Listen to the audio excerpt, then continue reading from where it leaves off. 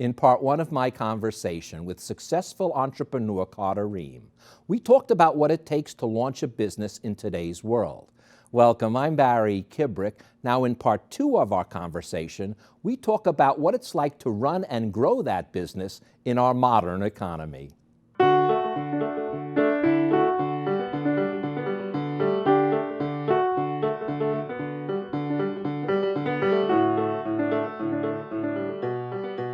Carter, welcome back to the show. It seems like it's been just a moment ago, but it's really a week for my viewers, but yet it is just a moment ago for you. But we talked about how to start a business. What I want to do now is really talk about how do we run that business. Absolutely. Thanks for having me back. And I think this is a good topic to tackle because starting a business these days is easy. Running a business successfully, a little more challenging. Oh, and you say you've got to start out with what you do best.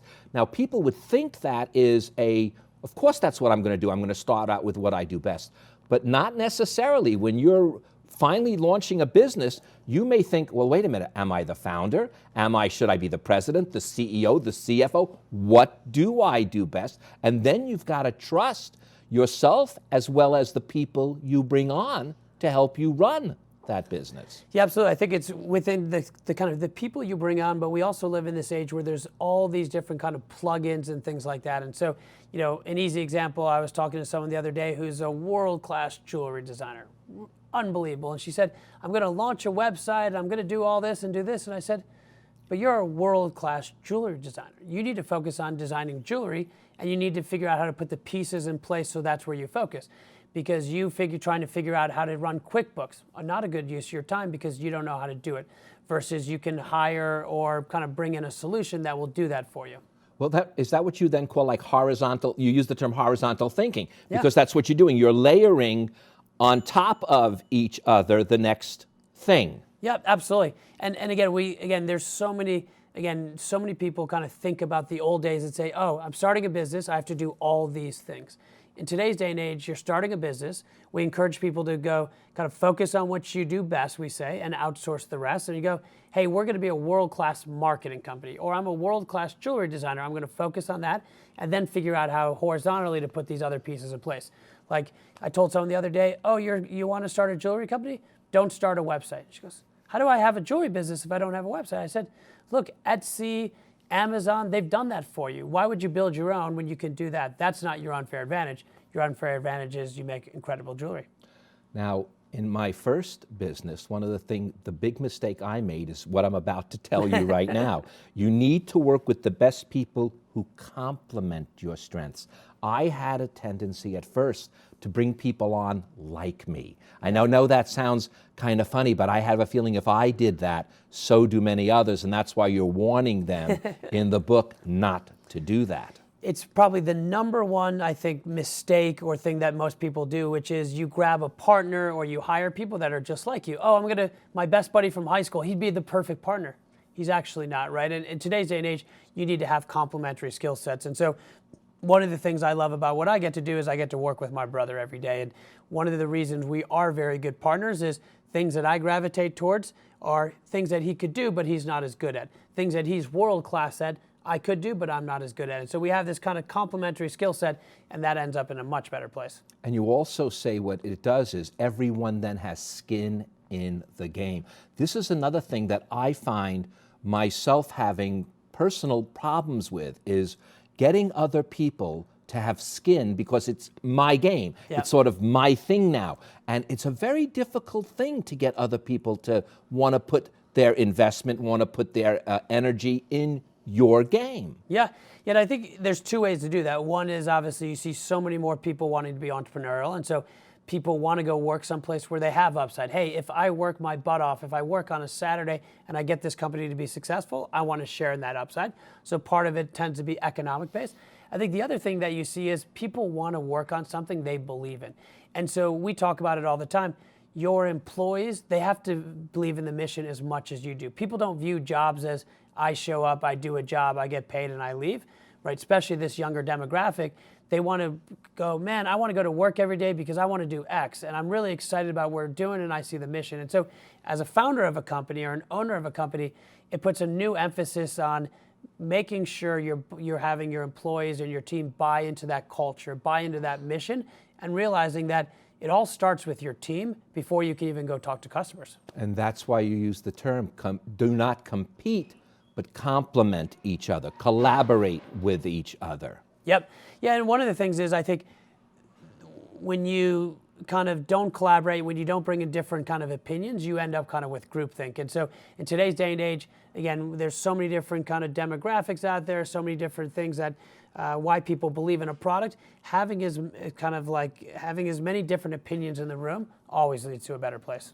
And the company itself, you say, they must build in this flexibility. This does not just come about. You've got to think about it, be flexible, be able to, as you say, pivot at any given moment. Explain that, because pivoting is my favorite term, because I feel like I've pivoted so many times. I've gone a complete 360, not just 180. I went the full 360. You're like the guy at the basketball game with the baseball bat spinning around. Yeah. But we live in this world where the only thing that's certain is change, right? And how you run a business or how you start a business today, like we're talking about, honestly, is going to be different 3 or 5 years from now. And so one of the things that we say is build flexibility into your model.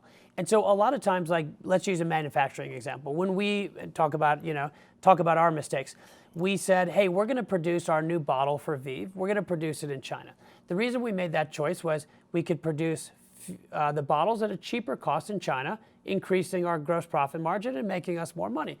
Well, what we failed to realize, as they say, is that sometimes cheap manufacturing is the most expensive manufacturing. And what they mean by that was, we very quickly realized we wanted to change certain aspects of the bottle. Well, we had it manufactured in China. It took 6 weeks. Instead of being able to produce 1,000 bottles, we had to buy 10,000 bottles. And so we basically cut off all our flexibility. So very quickly, within 6 months, we started producing the bottles domestically. We paid a larger or higher price per bottle, but it bought us flexibility. And so the same thing goes from, in the old days, we would hire a bookkeeper. Well, you hire a bookkeeper, you pay them a salary, you've cut off some flexibility. In the new days, right, we encourage people, go out and use a solution like Propeller and all these solutions out there where they will take care of your finances for you. You might pay a little more, but you're going to have flexibility. So if you have to scale down your company, scale up, things like that, you can do it much easier. One of the things I actually been grappling with was a term that you use, and you're going to have to help me unwind this, okay? You say honor truth more than commitment.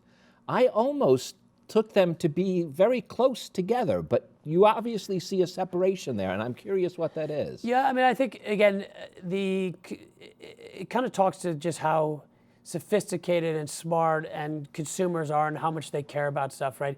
Again, I think for them, kind of truth in product is so important. And so truth in manufacturing, truth in terms of how you treat your employees, truth in kind of ingredients, things like that, that is kind of the most important thing. And I think people just can't lose sight of that. When you're a successful business person, this term that I'm about to use is probably the hardest thing to find, and yet you seem to think it's the most important: humility. You call it the parent of learning. And that's probably difficult when a guy's all of a sudden starting, or a gal starting his or her own business, and all of a sudden it goes to your head. Yeah, I think it's just such a different world, right? Again, the only thing that is the only constant is change. And so I think, again, in the old days, you'd have some guy who's wildly successful and he knows exactly what he's doing, and he kind of has this feeling that I'm just going to keep doing what I'm going to do and I'm going to be wildly successful. I think all of the most successful guys you know now in tech and consumer and these fast-changing industries, they're all humble enough to know what they know and humble enough to know what they don't know. And whether you're the CEO of a $100 billion company, you know things up there, but you don't know things down there. And if you're down here, you don't know things up there. And so the guys that win are the guys that are humble enough to know that lifelong learning is no longer optional. In the world that moves so quickly, lifelong learning is mandatory, and you constantly have to be learning about the new technology, the new ways of doing things, and also, quite honestly, admitting that the way you did it last year isn't going to work next year, so you have to change. But with this constant change, you remind us both when in our last conversation with starting the business and now with running the business, one of the key elements that you must possess is patience. Yeah. So that's a sort of weird dichotomy. You have to be flexible to keep learning, knowing that learning is going to change every single year. How does patience fit into all of that? Yeah, exactly. It's just such a challenge, right? All these kind of qualities you now have to have are kind of two-dimensional, right? So you have to be laser focused, but you have to have kind of peripheral vision. Laser focused on what you're doing today, but then also kind of be open to kind of what's happening around you. In the same way, you have to have this sense of constant urgency, but patience, right? Because nothing was created in a day. But on the flip side, if you go slowly and you don't move with urgency, you also will be left kind of in the dust by your peers. So it's tough. Now, the term I've heard, but I never heard it used in business. You say, put yourself into interesting crosshairs. Now, we know what a crosshair is on a rifle and things like that. But in business, how do you put yourself into interesting crosshairs? Because you don't want to be shot. Yeah, exactly. Yeah, I think the biggest thing is, again, it's talking about this information flow, and we live in such a connected world. And so in the old days, you had this type of business. Maybe it wasn't important to be in a room with people doing these type of businesses. In the new world, all these businesses are connected, and you can take cues from so many different people. And so, one of the things we talk about with our liquor company is we very quickly realized, sure, we were selling liquor, but this was getting us into all these interesting rooms because people wanted our liquor. And so, even as we think about what we do today, we always talk about what do we have that others want, or how do we make ourselves indispensable to others and use that to be put into interesting rooms when we can meet new people or learn new things. So that's the crosshairs then. It's when you're on target of something else, keep yourself open to what else may be in that room. That's exactly right. Yeah. Well, here, though, again, because these are all dichotomies. That's why I like bringing them out. You say, think milestones, not time. Once again, we're talking about how rapid things change. That's time. Yep. Yet, we must be able to think in milestones over the long haul, even if it means changing our mind all of the time. Am I right? Yeah, and that's what we talked about initially, right? When you're starting off your business, kind of go look at what does success look like and work backwards. And the guys that, when it comes to fundraising, for example, when guys go out and say, I need $100 million, they're totally unapologetic about it. And the reason is because they don't approach it as, hey, I need $100 million to keep the business afloat for 2 more years. They go, look, I've done so well, I need $100 million because I need to accomplish X, X, and X. And so, you see it all the time. And so, for example, the company Pop Chips, when they first rolled out, they basically said, we're going to prove it in 1 market. And if it's successful, we're going to go need a lot of money for 15 markets. Sure enough, they proved it successful in 1 market, and they went to their investors. They said, look at how well we've done. Now we need your money. Also related to time, but so I don't think you can, if you can't separate this. And before, when we talked about in the other episode about how entrepreneurs are like businessmen, not only businessmen, but they're like artists, they're like painters, they're like musicians, they're anyone that's creative. This advice, I believe, holds true again for anyone that's creative or anyone that's in any field or lifestyle. And this is it. What's important rather than what's urgent. I have seen so many times people grasp to the thing that they think is urgent and forget the things that are important. Yeah, it's just amazing. I mean, one of the things that just to make it kind of personal, I realized is for me, I was always focused on what I needed to do rather than kind of the important things. And so one of the things that you always hear people say is your inbox is other people's demands on your time. And so what I do now is I refuse to kind of use my inbox as my to-do list. It's kind of how I organize myself. And every day I wake up and I look at what are the 4 most important things I need to accomplish today.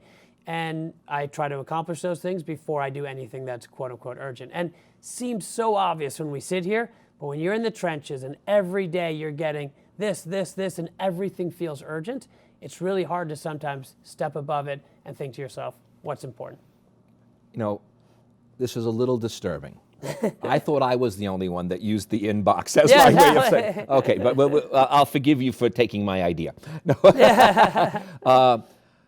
This I try to get across, and it almost always falls on deaf ears. Not within the group that I'm here, but I have another job to support this show, and it always falls on deaf ears for some reason. And that is, what you term, I'm going to read it exactly, because you and your brother thought this one up. We strongly believe that complexity is often the enemy of execution.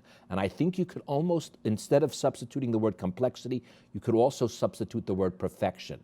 Yep. Perfection is often the enemy of the good, as they say. Yeah. But complexity is the enemy of execution.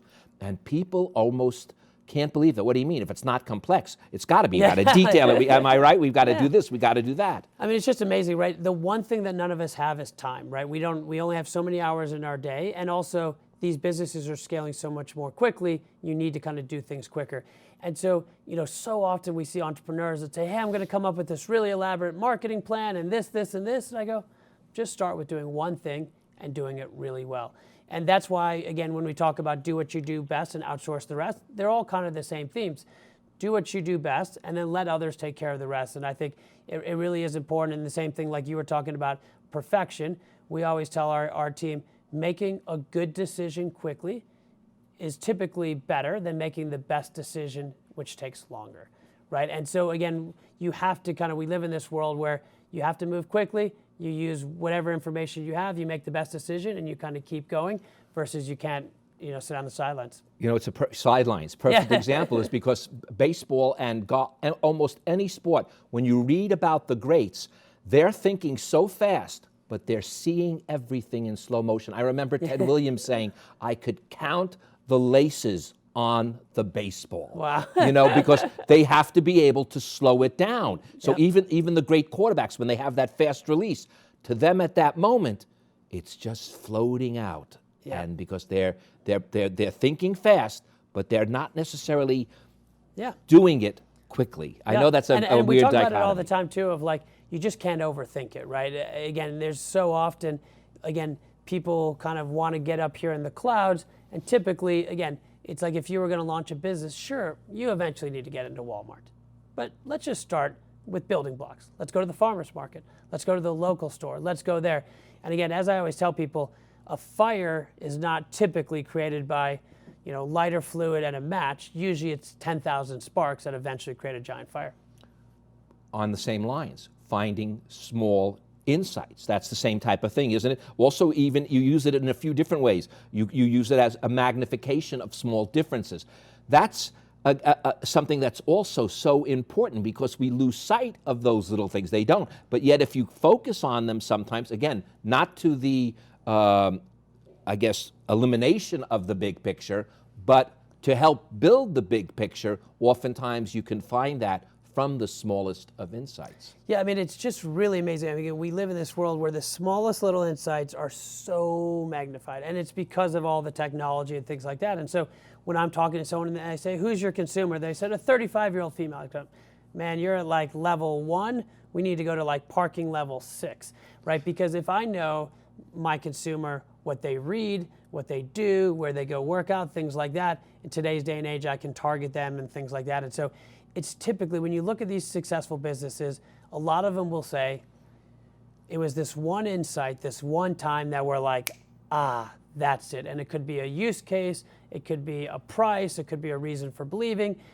Typically, it's kind of this consumer that kind of really resonates with our product, and then from there, they kind of took off. Now, I promise I'm not going to sue you, but you did steal another one of my ideas besides using your inbox. Yeah. You and your brother write these words because you're great believers in the adage, and I am a firm believer in this. The way you do anything is the way you do everything. Yep. Yeah, and I think that's just so important. Again, you have to do it that way because there's no other option these days in terms of everything you do will be emulated, and again, there's no kind of shortcuts, especially when you're being an entrepreneur. Two things that go hand in hand. Be pleasantly persistent, because you don't want to be a pain in someone's butt, and be grateful. Yep. Yeah, I think, it's such a challenge these days, is that you have to be the guy that can run through walls. You have to be the guy that's not going to take no to a point. And at the same time, you have to be kind of patient and things like that. And again, like we've talked about, the skill sets you need in today's world are so different than the skill sets you needed 5 years ago. And I think a lot of our successes come from being, as we say, persistent to a point, but kind of balancing that with other things. It also seems, as we were talking about, when we're running, when you're starting a business as well as when you're running it, two things again that are complementary, and you emphasize them in both sections of the book, and that is authenticity and integrity. Without both of those, yeah, you may make a fast buck, but you will not make a good buck or a long buck. Yeah, I think, look, they kind of, integrity goes without saying. In today's day and age, there's just no other option. And I think, again, especially in a world where those who operate without it get punished very quickly. And so, like you said, you can make a quick buck, but not a good buck and not a long buck. I think authenticity is so important these days. I think from the employees who work on your team to the consumers, they know right away whether you're being authentic or not. And so when someone sees that you believe in your product, that you're willing to work hard for it, it kind of very much permeates through everything that you're doing. And I think when it permeates through everything you're doing, it filters down to all of your employees as well. Absolutely. I mean, Tom's Shoes, our friend Blake, who's the founder of Tom's Shoes, is a famous example. He at one point had 12 interns working out of his apartment in Venice. He was paying them nothing. But he was the ultimate. He realized that he had to win people's hearts more than he had to win people's minds. And so he got those 12 people to believe in his mission, and that is what made them come on a Saturday or work late, because they weren't getting paid after all. And you say purpose. Got to know that purpose, the why of what you're doing. Everybody thinks easily of what we're doing, but the why. And again, I think the deeper you can drill down to that why, as the business leader, as the entrepreneur, again, that allows the people that work with you to drill down to the why they're there. And the more they can find their purpose, my gosh, if you can find your purpose with the guy that's helping you keep your bathrooms clean, you really have a successful business. Yeah, absolutely. And I think, again, unfortunately, this is not optional anymore. I think it's mandatory, right? Employees want to show up at a place where they feel part of that mission. And so whether it's working at Nike, where your mission is to, empower great athletes, or we're an investment firm at our heart, but we're literally creating a platform where we think we can empower ordinary people to build extraordinary companies, you really need to, one, define that mission. And then I think that's the easier part. The second and the third part is you need to make sure you permeate that through the culture and make sure every single person on your team and that touches the brand realizes what that mission is and kind of use them to kind of tell the story. And one of the best ways to do it, and I believe you emphasize this in the book so perfectly, is take ownership of your mistakes. Because basically every mistake that's going to come is going to be yours. Yeah. I know that sounds funny, but if you're the leader of the company, it's like I say, I don't care, I'll be willing to give anybody any credit they want, but I'll still take the blame because it's my business to do so. And I think that's imperative. And yet I've seen not so much business leaders, but at least on the managerial level, a lot of people brush off the mistake downward. And that's the worst thing you do. You brush it downward. You talk about losing the morale of your people. You talk about everything in that regard. Own up to that mistake. That's the best way to get out of any jam. Yeah, absolutely. And I think, again, this is one of those examples where that was always a good philosophy even in the old days. It is even a better philosophy in the new days, because you have to create a culture where taking risks, and again, if you're taking risks, you are going to make mistakes, you are going to fail. You have to make that part of the culture, and you have to make it something that's celebrated. And the reason is that, again, in the old days you had kind of linear growth, in the new days you have exponential growth. And so one thing we talk about our companies that I think some of your viewers might enjoy is we say, take 10% of the marketing budget and put it in what we call a moonshot bucket every quarter, and have a separate hour meeting. And all those ideas that if you were in the marketing meeting and you said, hey, we should do this, that everyone would look at you and go, are you crazy? In this meeting, those ideas are encouraged. When you say something crazy, they go, man, that's crazy, but maybe we should try it. And you have to try those things, because those are the things that allow your business to go from 2 to 35 to 100 million so quickly. It was they tried something crazy, 9 out of 10 things failed or were mistakes, but they found one thing, and that one thing is what catapulted them to the moon. And that goes to one of my nearing end statements I want to make about what you write in the book, because you talked about culture, and what that culture is and the way you describe it is of relentless improvement. Yeah, I think, again, this is one of those things where you just are constantly iterating and improving. It's half driven by the need for competition, but it's also that, again, when you have these very small differences so magnified, if you just kind of continuously improve everything 1% every week or every day or every quarter, that is going to be what leads to a really good outcome. We're going to end this episode with your words and your brothers. You need to be having conversations with generally interesting people to generate new ideas. Carter, hey, thanks so much. You are a very interesting person. Really Thank you appreciate so it. much. I really appreciate it. And thank you guys for joining us. Now, before Carter leaves, I'd like to leave you with these few more words from Shortcut Your Startup. Get value from the journey as much from the destination.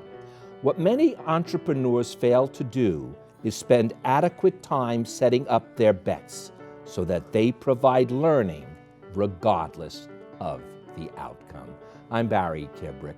When you see value between the journey and the destination, you will learn regardless of the outcome. Thank you, Carter. Thanks again. My pleasure, buddy. To connect with Barry, like him on Facebook and follow him on Twitter @Barry Kibrick. And to contact Barry directly, view past episodes of Between the Lines, and read his weekly blog, visit us at barrykibrick.com.